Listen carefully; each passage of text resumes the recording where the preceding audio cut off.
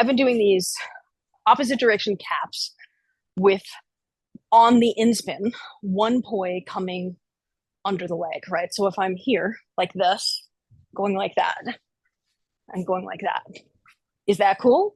I don't know. Not necessarily. You may not even see it going on. Whereas if I do it like this, where I lift the leg, it creates more drama as I'm doing it. The other thing about it that's interesting to note, in my opinion, is I think some of the under the leg stuff actually looks better back view than front view.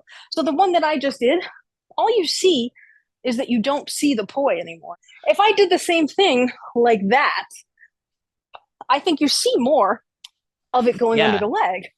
And I think it has more drama when that's actually happening. So I think there's an advantageous element to it at that point. And especially on fire, because not only is it shooting out behind you, it's like a fireball shooting out your butt. There is the element of, is it worth it for you to expend your energy trying to learn this thing that's subtle if you're not really feeling it?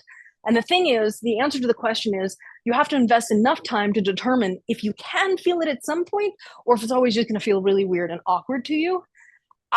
What I was positing was, as a dancer, you may find your flow in the movement of it once you've done enough of them that it does feel at least not awkward.